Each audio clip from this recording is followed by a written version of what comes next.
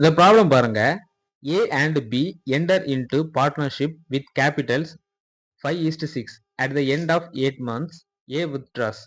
If they receive profit in the ratio 5:9, find how long B's capital was used. A மற்றும் B 5:6 என்ற விகிதத்தில் முதலீடுகளுடன் பங்குதாரர்களாக உள்ளனர். 8வது மாத முடிவில் A வெளியேறுகிறார். அவர்கள் 5:9 என்ற விகிதத்தில் லாபம் பெறுகையில் B யின் முதலீடு எத்தனை காலம் பயன்படுத்தப்பட்டது அப்படின்னு கேட்டிருக்காங்க. ஃபர்ஸ்ட் ப்ராஃபிட் அப்படிங்கிறத நம்ம எப்படி எடுத்துக்கலாம்?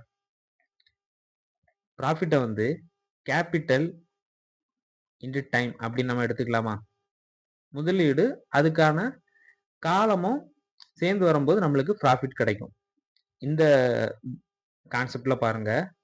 ஃபர்ஸ்ட் ப்ராஃபிட் இங்க 5:9, ஏக்கு 5, பிக்கு 9 இஸ் ஈக்குவல் டு கேபிட்டல் பார்த்தீங்கன்னா ஏவோட கேபிட்டல் 5. அதே சமயத்தில் ஏ 8 மாசத்துல வெளியே போயாச்சு. அப்போ 8 மாசம் பார்த்தீங்கன்னா அந்த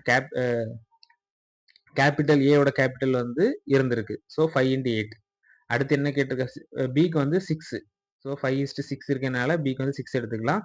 இந்த பியோட டைம் தான் கேட்டிருக்காங்க. நல்லா புரிஞ்சுக்கோங்க. இந்த பி எவ்வளோ நாள் அந்த முதலீடுல இருந்து ப்ராஃபிட் எடுத்திருக்கு அப்படி தான் கேட்டிருக்காங்க. ஸோ இதை நம்ம கண்டுபிடிக்கணும். பி இஸ் டைம் தான் நம்ம கண்டுபிடிக்கணும். ஸோ இதை சிம்பிளிஃபை பண்ணோம், நம்மளுக்கு ஆன்சர் கிடைச்சிடும். 3 கொடுத்தோம் அப்படின்னா 3 9, 2 6, 4, இந்த 5 5 கேன்சல் ஆயிரும். ஸோ பி இஸ் டைம் 3 × 4 12 மாதம். அவ்வளோதான். ரொம்பவே சிம்பிளான ஒரு ப்ராப்ளம். ஆப்ஷன் டியில் கொடுத்துருக்காங்க 12 months. அவ்வளோதான்.